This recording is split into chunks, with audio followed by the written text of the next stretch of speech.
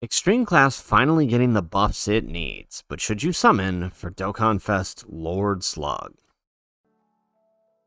How's it, everybody? Celtic Link here. We're back for another Dokkan battle video. In today's video, we are taking a look at the STR Lord Slug and determining whether or not this guy is worth your hard-earned dragon stones.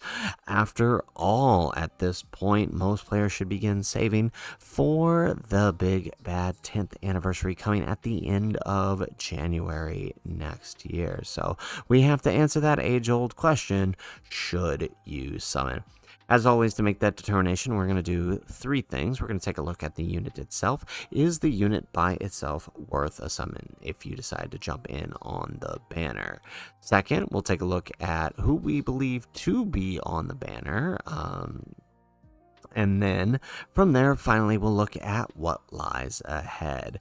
These three determining factors will help us determine whether or not Lord Slug is worth the amount. So let's go ahead. Let's take a look at what he's doing. So he is Demonic Power, Inhuman Deeds, Movie Bosses, Category Key 3, HP Attack Defense 170. He gets an additional 30% for characters who also belong to Terrifying Conquerors and Space Traveling Warriors. It's honestly a pretty good combination of leader skills. Covers the main, units that you're gonna want to see on there to build, and buffs a lot of other units. And what I mean by buff is he has a domain that activates the moment he shows up, as long as you have 3 demonic power allies on the team, and it buffs demonic power by 15% and increases damage received to super class, right, which is mostly all the blue zones, by an additional 15% if they, so 35% additional damage if you're dealing with a super class and earthbred fighters enemy. So really powerful skill. It's going to make them hit that much harder.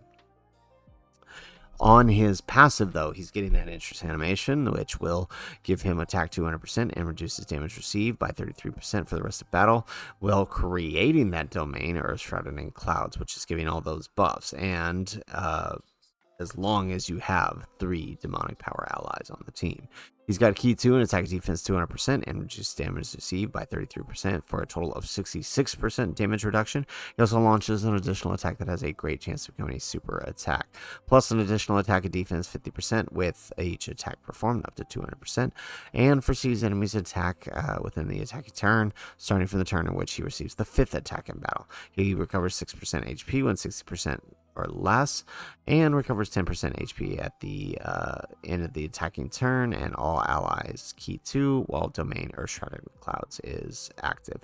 He has a giant form active skill, which will raise his attack massively temporarily and cause ultimate damage, which can be activated starting from the 4th turn or when 60% or less. So all in all, he is a phenomenal unit. He is the exact type of unit, right? This type of villain needed, right? The big bad bosses, Terrifying Conquerors type villains.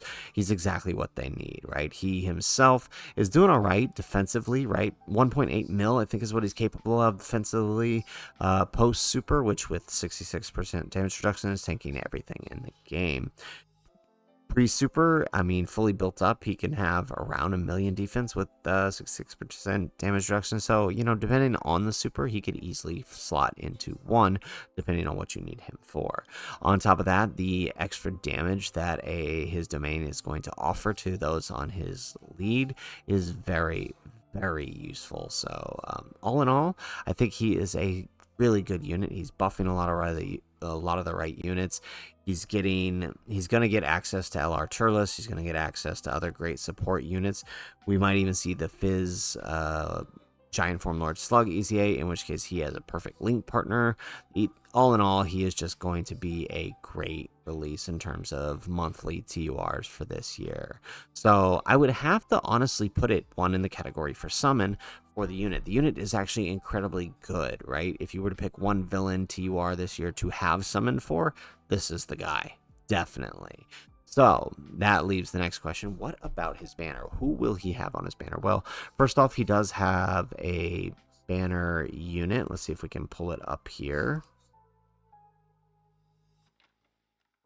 All right, where is he? Let's see, right here.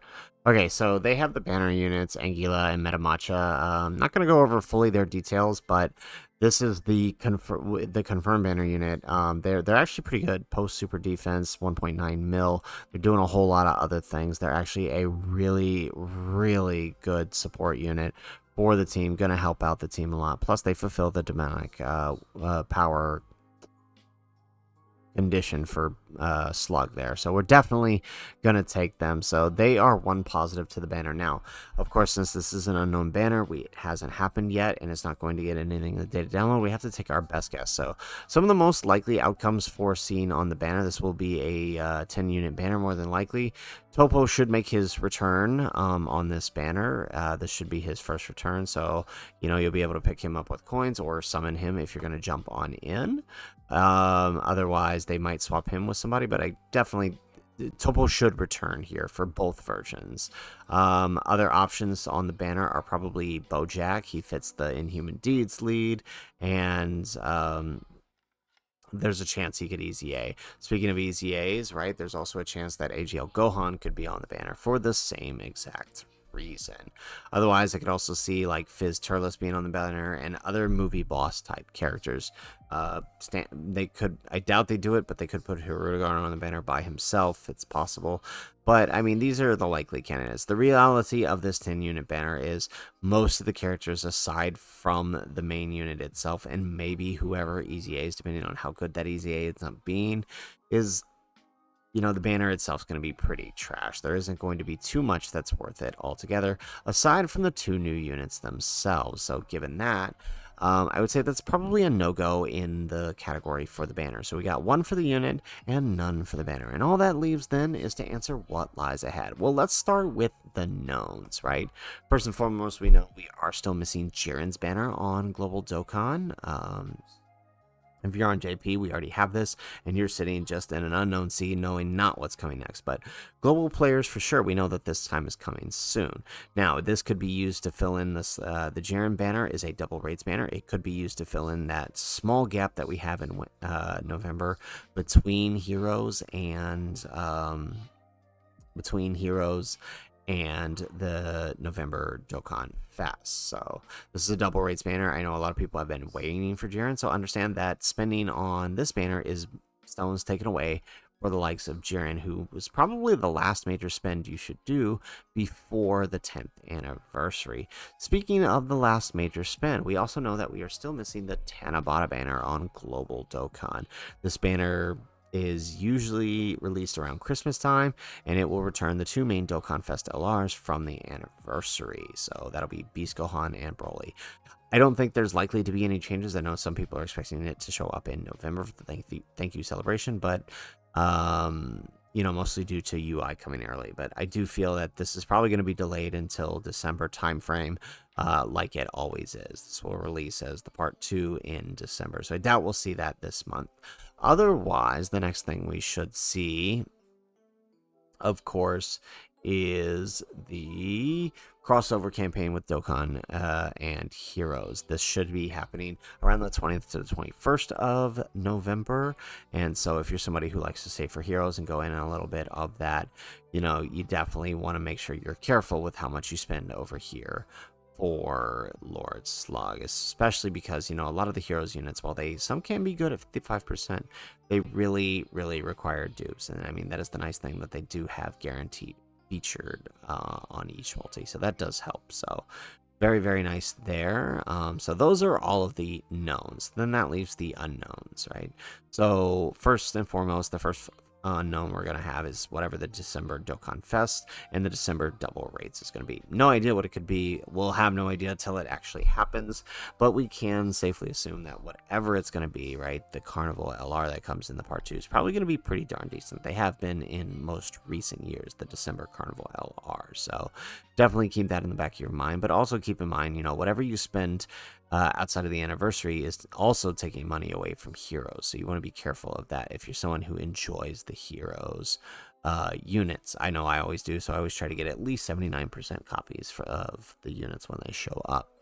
And finally, that leaves us with the last known, and that is the New Year's Dokkan Fest. All right, this will be at the end of the year after whatever the October or not October, or whatever the December and the double rates LR banner is going to be. We will have this at the end of December into January. And basically what this is we have 5 steps, each varying levels of quality, right? Last year, these were the steps, right? So it started with like these guys, ECAs. It started with, and then moved into a guaranteed LR here, and then a bunch of banner units with the recent Dokkan Fest, with the previous year's Dokkan Fest. Then another more recent gold coin, and then finally the most recent Dokkan Fest to grace those periods on global. Now, for the yellow coin, the most recent LR is probably going to be Ginyu on the banner, based on it being Bulma here. Could be AGL Gohan, but don't expect anything beyond that. For the latest Dokkan Fest, and this one went all the way up to Kale on global, which was August, so we can safely assume that this will probably go up to Topo or to Dokkan Fest Vegeta, depending on how they decide to handle it. And then on top of that, right, you'll have the same thing here, but for extreme class, right? Very, very similar setup. Now, know that we've had a lot of changes and a lot of new things come to Dokkan this year. So this entire system could change, right? The entire first step could be things like super easy A's, in which case, right, 20 stones for guaranteed super easy A. That's actually a pretty good deal if that ends up happening. So it's something worth considering. If you decide to spend, right, if you're a newer player, you definitely want to be spending on this banner over all else, because it'd be the best way to fill up your box. So, something to consider there. Finally, that leaves us with the last thing that we know, and that is the January Dokkan Fest. Whatever January Dokkan Fest is, it will be a dual Dokkan Fest. Not that players should summon, because the big elephant in the room is that the anniversary is looming, right? We already know we have more coin collecting missions for the 3rd and 4th anniversaries dropping here shortly, and that means that we are just inching ever closer to anniversary. So if you are saving, you probably will want to be dedicating the bulk of your stones to that when it happens in February, especially now that we have pity on the major Dokkan Fest exclusive LRs in big celebrations like Annie, like worldwide. So I fully expect most players to be trying to enter with at least 1,500 stones to be able to take advantage of that. So any summon you jump into between now and then is taking stones away from that possibility when it happens during the anniversary. So you just want to consider all that. With what lies ahead, it's a really hard decision to make a recommendation, because a lot of the stuff coming up is going to be good stuff that you may want for building a new account, or even as a veteran player, right? If you're a veteran player, you've probably been waiting for someone like Slug for a lot of teams for a very long time. So that there's a lot to consider before trying to jump in, because it's going to take away from those big celebrations. So given that, I feel like I need to go back to the roots of this conversation and do a tiered recommendation, because the unit itself is really good, and we don't want to wait too long to be able to pull this unit again, which more than likely will be in March or April. So we definitely don't want to be waiting that long. So given that, I would say that since it is pity, if you have more than 1,000 stones, I would say go to at least 200 stones, no more than that. And the reason I say that is because at 200 stones, you will either have pulled the unit because there is guaranteed featured steps, or you'll be pretty darn close to make a fair judgment on whether or not you should continue, since it is a pity banner, right? I have gotten a full pity in 300 to 350 stones before, so it is really possible, depending on what you end up picking up throughout whatever this banner ends up being, right? What you can trade in for coins. So if you're 1,000 stones or greater, definitely do no more than 200 to 300. 2 rotations, basically. You'll have a pretty good idea of what you want to do at that point. If you are less than 800, I would say no more than 1 rotation, right? Do your discount rotations and call it quits and move on. If you're anything below 500, I would not touch this banner, whatever's on this banner at all, and just continue to save for the 10th anniversary when it comes here in just a few months, because that is where you're going to want to place the bulk of your stones to take advantage of pity, and of course get to use the new anniversary units. So that would be my tiered recommendations for the banner. It really depends on how many stones you have and how comfortable you are jumping in and giving up stones for things elsewhere. So guys, that is it for the video. If you like the video, make sure you hit that like button and subscribe to the channel if you have not already. In the comments down below, let us know what are you planning on doing. Are you skipping Lord Slug, or are you jumping in for that guaranteed feature and that pity? Remember that this is a monthly Dokkan Fest, so there are tickets on Global combined with the pity and with that guaranteed featured step, so just keep that in mind. So guys, that's it for the video. If nothing else, thanks for watching, and aloha.